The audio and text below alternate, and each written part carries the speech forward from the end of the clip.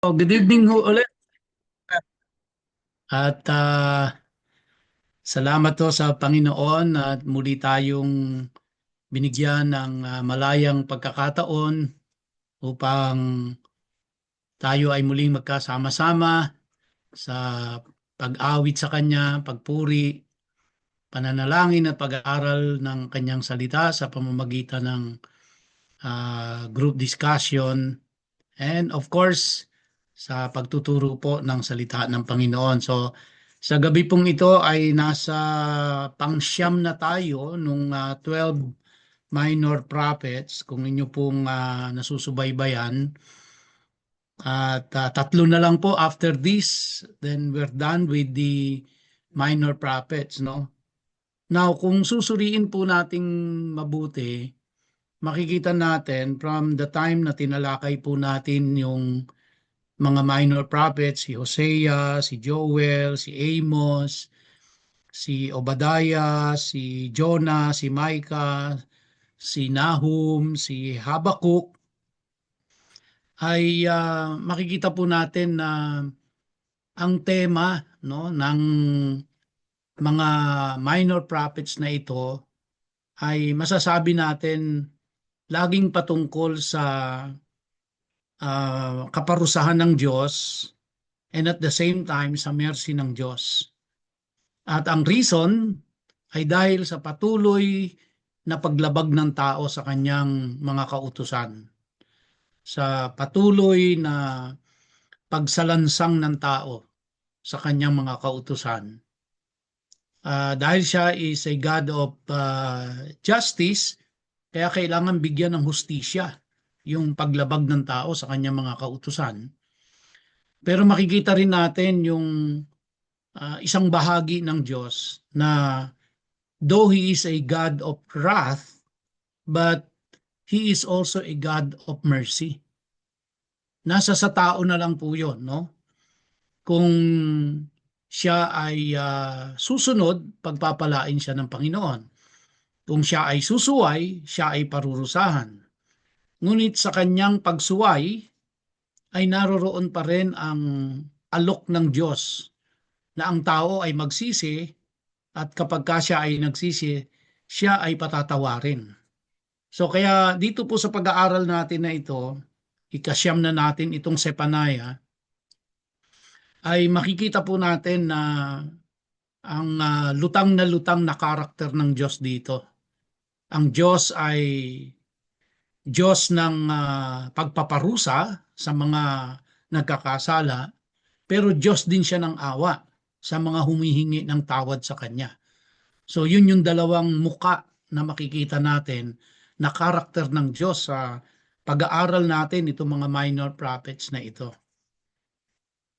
So bilang review lang ho no ng ating mga natalakay na yung pong Hosea ay natalakay natin doon na you are not irredeemable. Ibig sabihin, ang isang taong nagkasala at nagsisi sa kanyang kasalanan ay maaari siyang ma-redeem, maaari siyang maligtas. Sa Joel naman po, tinalakay natin doon a day of judgment or salvation. Ganun pa rin, ano? Day of judgment or salvation. Sa Amos naman, binigyang paalala tayo doon na tayo ay wag maging mga ipokrito. No? Don't be a hypocrite. And then sa Obadiah naman po, ay tinalakay natin doon, the kingdom shall be Yahweh. No? Kumbaga po, ang Diyos ang maghahari. At the end of the day, anuman ang gawin ng tao, ang Diyos pa rin ang maghahari. And sa Jonah naman po ay natalakay natin doon na pinaalalahanan tayo doon na tayo ay maging merciful dahil ang ating amang nasa langit ay merciful. Sa Micah naman ay tinalakay po natin yung judgment and hope. No? Judgment and hope. So nakikita niyo po may pattern no? Doon sa mga tinalakay na natin. And then doon sa Nahum naman, tinalakay po natin, God will not clear the guilty. So ibig sabihin, doon po sa Nahum ay tinalakay natin na wag iisipin ng tao na makakaligtas siya sa kanyang mga kasalanan dahil hindi papayagan ng Diyos yun na hindi mabigyan ng kaparusahan yon. And then sa Habakuk, we have taken up ang topic na I will rejoice. And tonight, sa Sepanaya po, ang tatalakayin natin is wrath and mercy. Share ko po sa inyo uh, ang aking pong PowerPoint. Yan. Okay.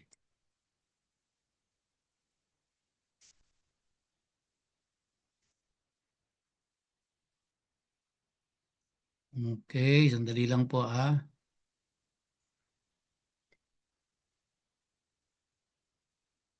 Yan. Okay.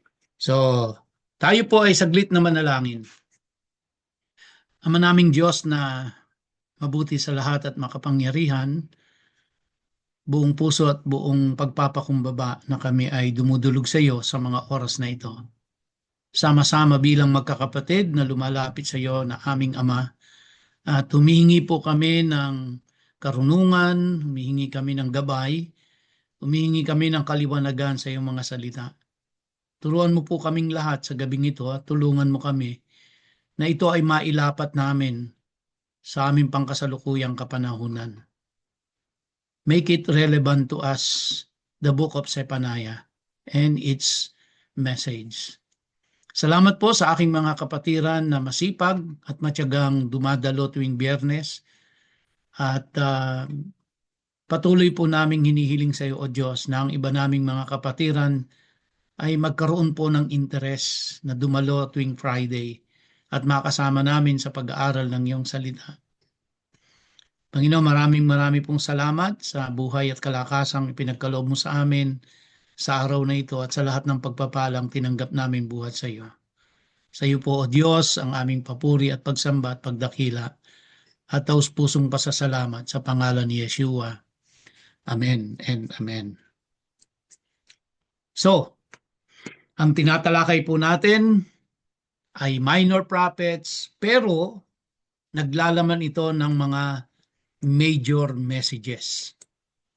At ang tema po ng buong 12 minor prophets na ito is about ancient Israel, the prophets, and the Old Testament. Ito po ang ating tinatalakay. As an introduction, the book of Zephaniah is part of the 12 minor prophets in the Old Testament. As I have said, though minor, its messages is powerful. The judgment of God against evil and the hope of salvation for those who repent. So, nakikita niyo po ba yung pattern na yan from the time we started the minor prophets hanggang ngayon kay Zephaniah? Ito po yung pattern no? The judgment of God against evil. Kaya walang evil deeds, walang evil things na gagawin ang tao na hindi huhusgahan ng Diyos, hindi parurusahan ng Diyos. Pero ang Diyos ay patuloy na nag-aalok ng pag-asa ng kaligtasan para doon sa mga magsisisi sa kanilang mga kasalanan. Ito po yung ating makikita o nakita na at makikita pa sa pag-aaral natin ng minor prophets, no? So pagkatapos po ng Zephaniah ay meron na lang po tayong tatlo, no? Tatlong nalalabing mga minor prophets, si Malachi, which is the last one. Ang tatalakayin po natin doon is about the law of Moses. Remember the law of Moses. And then pangalawa po sa huli ay si Zechariah. At doon naman po ay tatalakayin natin yung Yahweh has remembered. And then pangatlo sa huli si Haggai. Ang tatalakayin po natin is get your priorities straight. But still, Ang pinakatema po makikita natin, no, in general, is about the judgment of God against evil and the hope of salvation for those who repent. Now, sino ba si Sepanaya? No? Si Sepanaya, hindi ko po kilala. Ang kilala ko yung kapatid ko, si Senaida. Ano? Pero ito si Sepanaya. Sino nga ho ba siya? Unang-una, siya po ang great-great-grandson ni King Hezekiah. Oh, ito pala nasa linyada ng mga hari ito. Great-great-grandson. Fourth generation actually. Fourth generation na si Sepanaya. At gaano sa kaapu-apuhan na siya ni King Hezekiah.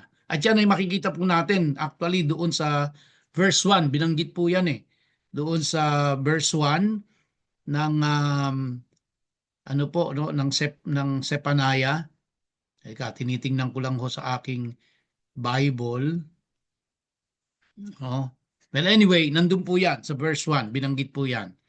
And then, siya po ay nagprophesy during the reign of King Josiah. No? As mentioned in Zephaniah 1:1. Ito po yung si King Josiah po ay isa sa mga hari sa Judah na sinikap ibalik ang Torah. Siya po yung nagpursige na maibalik ang Torah. Kaya si Josiah po ay itinuring na isa sa dalawa na lumabas na mabuting hari sa Judah, no, sa Southern Kingdom. So kaya itong prophecy po na ito ni Sepanaya ay patungkol sa Judah, patungkol sa Southern Kingdom. At ito po ay nangyari doon sa panahon ni King Josiah. So, sabi po sa kasaysayan, bago pa nag-implement si King Josiah ng reforma para maibalik ang Judah sa sa Torah, para maibalik yung 7 feasts of the Lord. Binigay na ito ni Sepanaya itong prophecy na ito. Kaya sang-ayon sa kasaysayan, si Sepanaya po ay naging aktibong kabahagi sa pagbabalik ng mga tao sa Torah. No? So, kaya ibinigay muna ni Sepanaya itong prophecy na ito na inihayag sa kanya ng Diyos, and then tapos ay tsaka nag-implement si King Josiah. So, kaya bago pa nagkaroon ng reforma sa Judah, no, alam na ni King Josiah itong prophecy na ito. Now, ewan ko ho kung binasa nyo in advance, ito pong Zephaniah, 3 kabanata lang naman, 3 chapters lang naman, napakaiksi. Ma-observe nyo po doon na binanggit doon ang wrath of God at ang mercy of God. Kaya ang pamagat natin dito ay wrath and mercy. Sa Tagalog ay poot at awa ng Diyos. No? Pag tiningnan nyo po, ma'am, hindi ko po alam kung binasa nyo ito in advance. Sa akin po ang nakita ko doon nung binasa ko ito, ang nakita ko po doon ay galit na Diyos. No? Kaya minsan yan po yung isang mahirap tanggapin ng mga tao na ang Diyos ay marunong magalit. Dahil ang gusto nilang i-picture lagi, ang Diyos ay pag-ibig, ang Diyos ay mahabagin, ang Diyos ay gentle, pero nakalimutan natin na ang Diyos ay rin po, marunong magalit. At kung binasa niyo po yung Zephaniah, ay galit na galito ang Diyos dito. Galit na galit ang Diyos. Ano kaya yung ikinagagalit ng Diyos sa kanila? But at the same time, sa kalagitnaan ng kanyang galit, ay nagpahayag pa rin siya ng kanyang awa. No? So yun ang gusto ng tao yung ang Diyos ay mawain. Pero ang Diyos ay magagalitin din. Saan po nagagalit? Ano ikinagagalit ng Diyos? Makikita natin dito. Iisa po yung tema. No? Walong minor prophets na yun, pangsyam na itong tinatalakay natin. Iisa po ang tema ng ikinagagalit ng Diyos. Wala pong iba kundi kasalanan. Kasalanan. No? At ano po ang mga kasalanan na ito? Yung pong mga injustices. No? Yung pong mga pagmamalabis ng tao sa kapwa-tao, ang patuloy na paggawa ng kasalanan, no? Ang kinamumuhian ng Diyos, ang idolatry at marami pa pong iba. So, in totality, ang Diyos ay magagalitin sa kasalanan. Pero maawain sa mga nagsisisi, sa mga nakagawa ng kasalanan. So, yan po yung karakter ng Diyos na nakita natin dito. Okay? So, tingnan po natin yung Zephaniah. Dali po, hindi ko makita, natatakpan. Yan. Ay, balik ako. So, ito po yung makikita natin sa Zephaniah chapter 1, verses 2 to 6. Ang pambungad na kabanata ng Zephaniah ay tungkol sa destruction of all wickedness, no? Of all wickedness. Sabi diyan sa verse 2, pakinggan niyo po, ito yung pambungad, no? Panimulang kabanata ng Zephaniah. Sabi ng Diyos, I will completely sweep away everything off the face of the land, says Adonai. So sa tingin niyo po ba, hindi galit ang Diyos diyan? No? I will completely sweep away everything off the face of the land, says Adonai. Verse 3, I will sweep away humans and animals. Pambira, no? The birds in the air and the fish in the sea. Also the wicked and what makes them stumble. I will wipe humanity of the land, says Adonai. Tandaan niyo po, ang Diyos ang nagsasalita dito, no? Na ipinararating ni Zephaniah sa Judah. Sabi niya, I will stretch out my hand over Judah and all those living in Jerusalem. Kaya, nung napakinggan, mabuti na lamang po, nung ito ay nakarating kay Josiah, ay ano siya, pinakinggan niya ito at naggawa siya ng reforma, no? Pero ganun pa rin po, ang tao talagang sadyang matigas ang ulo eh. I will wipe every remnant of Baal from this place. Can you imagine that? Na dumating sila sa point na nagkaroon sila ng Baal worship dito sa Judah, no? Dito sa Jerusalem. Kaya sabi ng Diyos, I will wipe every remnant of Baal from this place. May mga natira pa eh, no? The idol-serving priest. Kita niyo po, no? Tandaan niyo po, ang kinakausap ng Diyos dito ay ang Judah at ang Jerusalem. Ang Southern Kingdom, ang piniling bayan ng Diyos, ang mga piniling tao ng Diyos.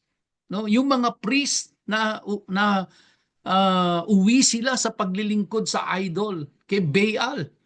No? Eh paano hindi magagalit ang Diyos diyan? Ang sabi ng Diyos, I will wipe every remnant of Baal from this place, the idol-serving priests, and even their names. Galit na galit ang Diyos dito, pati pangalan nila buburahin ng Diyos dahil sa kanilang ginawa. No? Sabi niya, those worshiping heaven's army on the roofs, also those who worship and swear by Adonai, but swear by Malcham as well. So nagwo-worship sila kay Adonai, nagwo-worship din sila kay Malcham. Sa ibang translation po, Malcolm eh. Ano to eh, Jewish Bible po ito, no? Complete Jewish Bible. Sino po ba si Malcham? Si Malcham po, siya yung national god ng mga Ammonites. Can you imagine, itong mga taong ito, they worship Adonai, but they worship the national god of the Ammonites. Eh kaya talagang magagalit ang Diyos sa kanila. Sa madalit sila, tapos sa point na ito, dumating na sila sa sukdulan eh. Humantong na sila sa sukdulan na kaya ang sabi ng Diyos, I will completely sweep away everything off the face of the land. No? Human being, animals, bird, pati ang isda sa karagatan. Lahat ng mga wicked. No? I will wipe humanity off the land. Well, nung sinasabi po ito ng Diyos, hindi naman po ibig sabihin yan yung buong mundo, kundi nakafocus ito doon sa Judah in particular. Nakafocus ito doon sa Jerusalem. And then in verse 6, sabi doon, those who turn away from following Adonai. Oh? So kaya may mga completely tinalikuran na ang pagsunod kay Adonai. And those who haven't sought Adonai or consulted Him at all. So yung iba tumalikod, yung iba naman talagang hindi na tumatawag sa kanya, and yet mga itinuring silang bayan ng Diyos, itinuring silang tao ng Diyos. Kaya makikita ho natin sa pambungad na kabanata ng Sepanaya ay ang destruction of all wickedness. No? Of all wickedness. Kaya galit na galit ang Diyos dito. Dahil talagang kumbaga binastos nila ang Diyos. At sumamba sila sa yung sin of idolatry. Nagalit ang Diyos diyan. Okay? Pangalawa po na makikita natin sa Sepanaya, no, na mensahe dito ay the day of the Lord is a day of wrath and punishment. Kaya alalahanin po natin mga kapatid no, na ang Diyos ay nagpaparusa, ang Diyos ay nagagalit. Hindi lang ho siya maawain, hindi lang ho siya mapagpatawad. Siya rin po ay nagagalit. Siya rin po ay nagpaparusa. Sabi po sa verse 14, the great day of Adonai is near. Anong ibig sabihin ng great day na yon ni Adonai? Parating na yung kaparusahan ng Diyos sa kanila. Sabi niya, near and coming very quickly. Hear the sound of the day of Adonai. No? When it's here, even a warrior will cry bitterly. No? Baga po, yung mga warrior, hindi basta umiiyak yan. Mga matatapang yan, matitipon mo yan, matatagang mga kalooban yan. Pero pag dumating po yung judgment ng ating Panginoon dahil sa kanilang kasalanan, maging sila na mga matitipuno, matatapang, mga warrior, ay talagang tatangis sila. No? So gaano yun, no? Ano yung darating na yon sa kanila? Sabi diyan, that day is a day of fury, a day of trouble and distress, a day of waste and desolation, a day of darkness and gloom, a day of clouds and thick fog, a day of the shofar and battle cry against the fortified cities and against the high towers on the city walls. So tingin niyo po ba sa mga pananalitang ito ay malumanay ang Diyos? Galit na galit ang Diyos dito. 17, I will bring such distress on people that they will grope their way like the blind. No? Gagapang. Gagapang ang tao because they have sinned against Adonai. Yun po, Bakit gagawin lahat ng Diyos yon sa kanila? Because they have sinned against Adonai. Ano ang sin nila? It's the sin of idolatry. No? Tinalikuran si Adonai, tinalikuran si Yahweh, tinalikuran ang Diyos at naglingkod kay Baal. Naglingkod sa Diyos-Diyosan. Sabi diyan, their blood will be poured out like dust and their bowels like dung. Neither their silver, pakinggan niyo po ito, verse 18, neither their silver nor their gold will be able to save them. So ibig sabihin, walang magagawa ang kayamanan ninyo. Pag ang Diyos ay nag-implement ng kanyang kaparusahan, mayaman ka man, makapangyarihan ka man, malakas ka man, no? Hindi ka kayang iligtas niyan. On the day of Adonai's fury, the whole land will be destroyed in the fire of his jealousy. Kasi pinagpalit siya kay Baal, pinagpalit siya sa Diyos-Diyosan. For he will make an end, a horrible end of all those living in the land. So dito po ay meron tayong mapipick up na principle, no?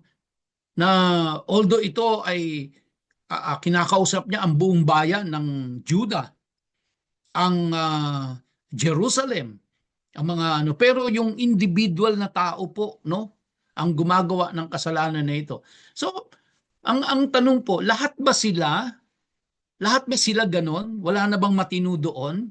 Wala na bang sumusunod kay Yahweh doon sa kanila? No? Lahat ba sila talagang totally ay masama na? Sa tingin ko po hindi. Pero dahil ang mga namumuno po ay hindi matino, kaya yung mga matitino madadamay talaga. Kasi parurusahan ng Diyos No? Parurusahan ng Diyos yung buong bayan Dahil yung mga namumuno ay siyang pasimuno sa pagsuway sa Diyos. Yung mga priest na dapat sila ang nagbibigay ng guidance sa mga tao, pero sila pa yung nangunguna sa pagsuway sa Diyos. So kaya madadamay pati yung mga taong matitino, yung mga taong sumusunod naman kay Yahweh. Madadamay sila dahil yung buong bayan no? Buong bayan ang parurusahan. Kaya napaka-importante po, no? Na maisingit ko lang, kaya napaka-importante na ang maluklok na mga leader ng ating bansa ay matitino. No? Mga may takot sa Diyos.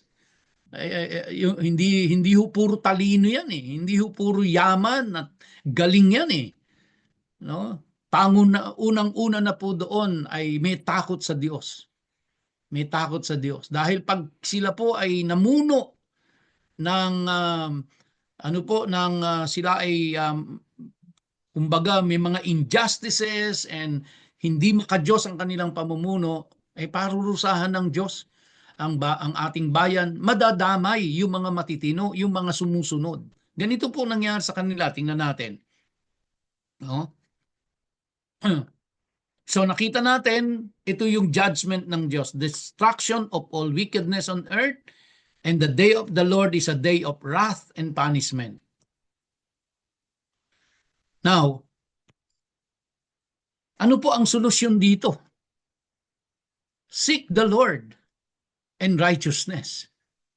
Very simple and yet very profound. Very easy to understand, but not so easy na ito ay sundin. Seek the Lord and righteousness. So, as we all know, humility is the way to salvation. Wala na, nasadlak ka na sa kasalanan nandun ka na. No? Sila, nasadlak na sila doon at hinatulan na sila ng Diyos. So, all they have to do is to be humble before the Lord. Sabi po sa verse 3 ng chapter 2 ng Zephaniah, seek Adonai, all you humble in the land, you who exercise His justice. Seek righteousness, seek humility, you might be hidden on the day of Adonai's anger. Sino kinakausap ng Diyos dito? Di ba? Kaya kanina po sabi ko, lahat sila doon, talagang 100% lahat ng mamamayan doon ay hindi matino. Hindi po, meron Ito, kaya sabi niya, yung mga matitino, all you humble in the land, you who exercise His justice, seek righteousness, seek humility. Sabi ng Diyos, you might be hidden on the day of Adonai's anger. So pwede rin silang i-spare ng Diyos. Kaya, kumbaga po, kung ilalagay natin sa bayan natin, kung ang namumuno po sa bansa natin ay hindi matitino at parurusahan ng Diyos ang ating bansa, bagamat damay ho tayo diyan talaga Kasi tatamaan ang economy, tatamaan ang lahat po, no? peace and order and all that, damay tayo talaga eh. Pero sabi ng Diyos, ito ang sabi niya doon sa mga taong matitino. Kasi sabi niya diyan, seek Adonai all you humble in the land. No?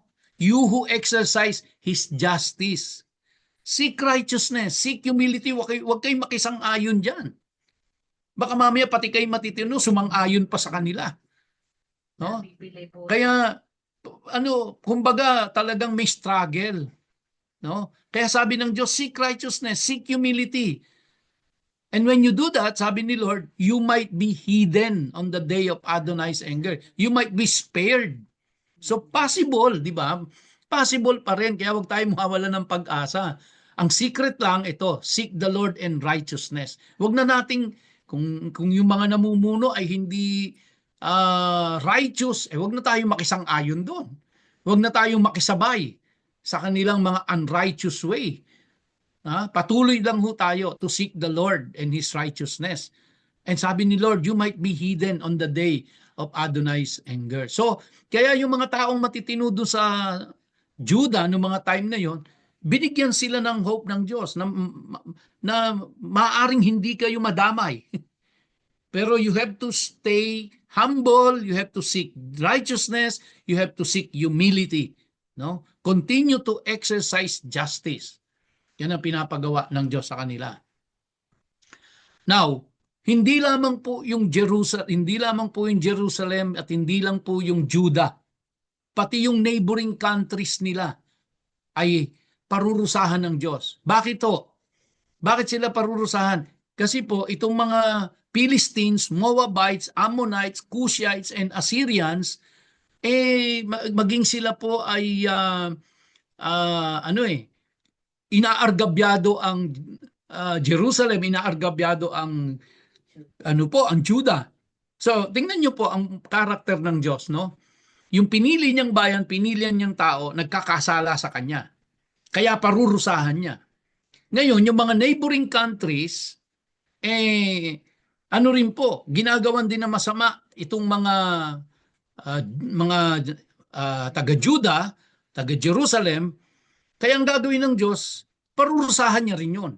So, makikita niyo po, no, na bagamat yung Judah, bagamat yung Jerusalem, yung mga tao doon ay nagkakasala sa Diyos, pero ipinagtatanggol niya rin. Bakit? Bakit niya pinagtatanggol? Tao niya yun eh. Pinili niyang bayan yun. Pinili niyang tao yun. Kaya tinutupad niya ang kanyang ipinangako kay Abraham. No? Kaya ipagtatanggol niya kahit na gumagawa ng kasalanan yon. Pero hindi makakaligtas din yon sa kanilang paggawa ng kasalanan dahil parurusahan din sila. So parang tayo po, lagay natin yung sarili natin. Kunyari, tayo po ay merong taong umaargabyado sa atin, ginagawan tayo ng masama. No? Parurusahan ng Diyos yun, yung taong gumagawa ng masama sa atin. Pero kung tayo po, gumagawa rin tayo ng kasalanan, gumagawa tayo ng masama, parurusahan din tayo ng Diyos.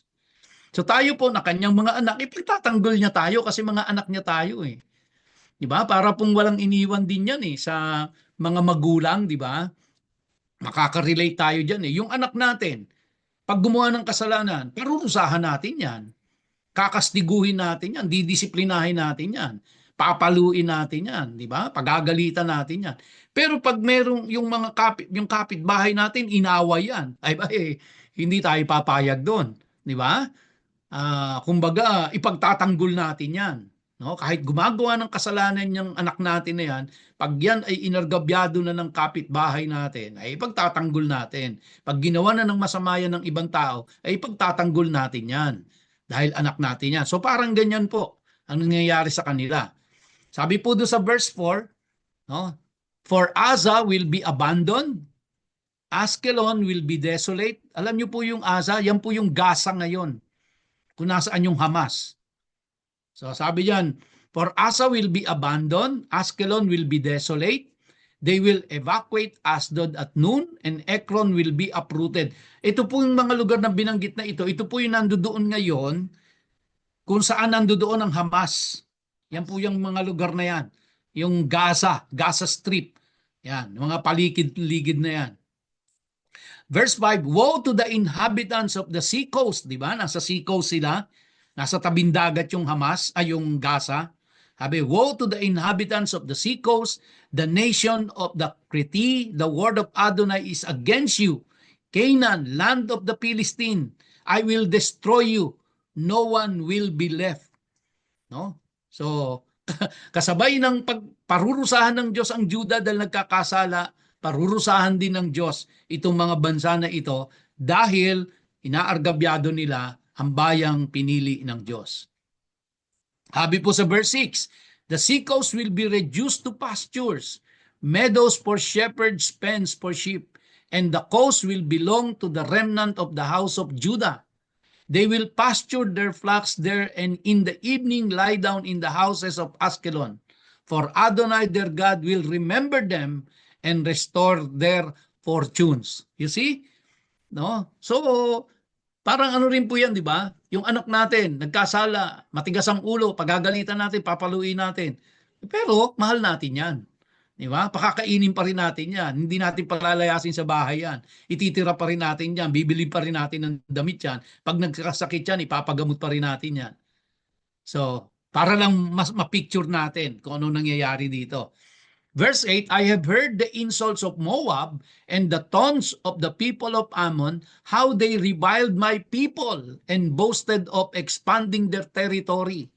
Therefore, as I live, says Adonai Shabuot, the God of Israel, Moab will become like Sodom, and the people of Ammon like Amorah, a land covered with nettles and salt pits, desolate forever. The remnant of my people will plunder them. The survivors in my nation will inherit them. You see? Nakita niyo po yung puso ng Diyos dito. Mahal niya kasi ang Israel, mahal niya ang Juda, mahal niya yung pinili niyang tao. Kapag nagkasala, parurusahan niya. Kasi didisiplinahin niya. But at the same time, ipagtatanggol niya kung sino man ang pumaaway dyan. No? Verse 10, this is what they will earn for their pride, for having reviled and boasted against the people of Adonai Shabuot. Adonai will be fearsome against them, for he will make all the earth's gods waste away. Then all the coasts and islands of the nations will worship him, each from each place. So yun yung pagtatanggol ng Diyos, no? You too, Ethiopians, will be put to death by my sword. He will stretch out his hand against the north. He will destroy Ashur. He will make Nineveh desolate, as dry as the desert. And in verse 14, sabi diyan, herds will lie down in it, and all kinds of wild animals too. Jackdaws and owls will roost on her columns. Voices screeching in the windows. Desolation on the doorstep, for its cedar work is stripped bare. And lastly, sorry po. Yan, hanggang verse 14 lang. Right. Hanggang verse 15 to. Bakit hindi ko na ilagay yun? Anyway. Ano naman po, yung sa Jerusalem naman, balik tayo. So yun yung po yung ano ng Diyos doon sa mga karatig bansa na ano po, no? Na tinotont yung mga Israelites, mga kumbaga po ay kinakalaban nila, pinapahirapan nila, no? Niyuyurakan nila, no? Inaalipustan nila. O, pinagtatanggol ng Diyos 'yon. Pero tingnan natin anong sabi niya sa Jerusalem. Sabi niya, verse 1, woe to her who is filthy, defiled, woe to the tyrant city. Ako, yun ang tawag ng Diyos sa Jerusalem, no? Yung sentro nila. Woe to the tyrant city. She wouldn't listen to the voice, wouldn't receive correction. She didn't trust in Adonai, didn't draw close to her God. Kita niyo po yun, hindi nakikinig, no? Hindi tumatanggap ng ng correction, hindi nagtitiwala sa Diyos. They don't draw closer to God. So yan po ang sabi ng Diyos sa kanila. Sabi diyan, her leaders there with her are roaring lions. Inihalin tulad po ng Diyos yung mga leader doon sa Jerusalem na mga parang mga leon. Her judges desert wolves, no? Parang mga wolves who don't leave even a bone for tomorrow. Ibig sabihin niya, no? Her prophets are reckless, treacherous men. Her kohanim, yung mga priest po. Her kohanim, yung mga priest daw ng Jerusalem, profane the holy and do violence to Torah. You see? And do violence to Torah. Kasi nga, inabandon na nila yung Torah eh. Kahit ayaw. Ayaw pong lumipat. Yun. Verse 5, Adonai, who is righteous, is there among them. He never does anything wrong. Every morning he renders his judgment. Every morning without fail. Yet the wrongdoer knows no shame. No? Describing the people in Jerusalem. Describing the leaders in Jerusalem. So paano hindi magagalit ang Diyos sa kanila? Pero ito po ang maganda. Talagang ang Diyos po ay talagang mahirap pong unawain, galit na galit ang Diyos, pero nandoon pa rin yung kanyang habag. Sabi niya, napakinggan ho natin, kung ano yung description niya doon sa mga taga-Jerusalem, taga-Judah, lalo na doon sa mga leaders. Pero sabi niya sa verse 9, sa chapter 3, For then I will change the peoples, so that they will have pure lips, to call on the name of Adonai, all of them, and serve Him with one accord. Kita niyo po yung ng Diyos dito, yung puso ng Diyos, no? Pwede niyang totally annihilate na yung mga tao eh.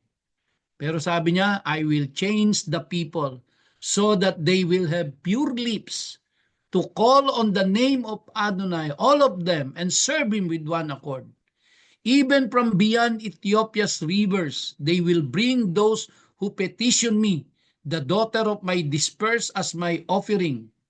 When that day comes, you will not be ashamed of everything you have done, committing wrongs against me. For then I will remove from among you those of you who take joy in arrogance. You will no longer be full of pride on my holy mountain, which is Mount Zion, no?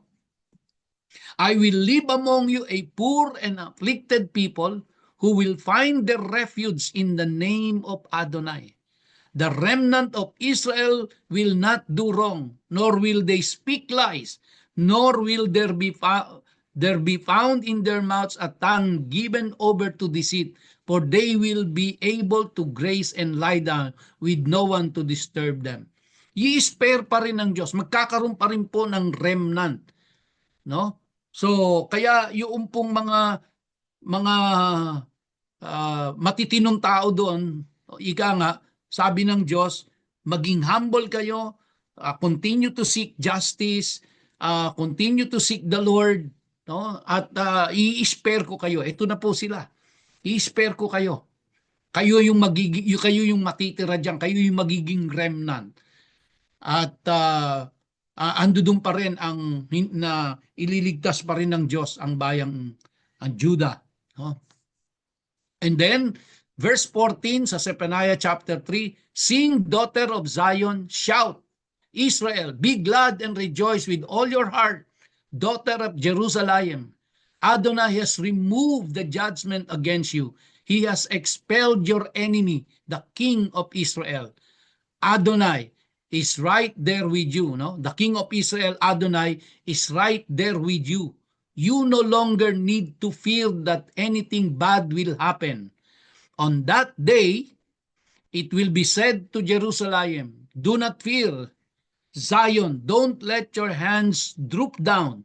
Adonai, your God, is right there with you as a mighty Savior. He will rejoice over you and be glad. He will be silent in His love. He will shout over you with joy. Tapusin ko na lang po tayo. Dito tayo magtatapos. In verse 18, it says, I will gather those of yours who grieve over the appointed feast, no? The appointed feast, yung 7 feasts of the Lord, kasi hindi na nila napapractice, i-restore ulit. Sabi diyan, I will gather those of yours who grieve over the appointed feast and bear the burden of reproach because they cannot keep them.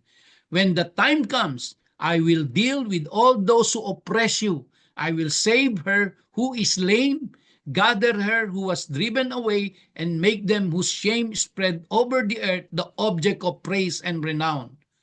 When the time comes, I will bring you in. When the time comes, I will gather you and make you the object of fame and praise among all the peoples of the earth when I restore your fortunes before your very eyes, says Adonai. Yun po ang beauty na meron pong mga remnant. May mga tao doon na hindi lahat ay sumang-ayon sa mga injustices, hindi lahat sumamba sa Diyos-Diyosan, may nanatili kahit na po mabigat ang sitwasyon, pero hindi sila nagpatangay doon, nanatili silang tumatawag kay Yahweh, nanatili silang nananampalataya, hindi sila sumang-ayon doon sa mga makasalanang ginagawa ng kanilang kababayan, na nandigan sila sa kanilang pananampalataya, and the Lord will protect them. Hanggang dito na lamang po at ipagpapatuloy natin ito sa susunod na Biyernes. At tayo po ay magsasara sa panalangin at pangunahan po tayo ni Ate Mili.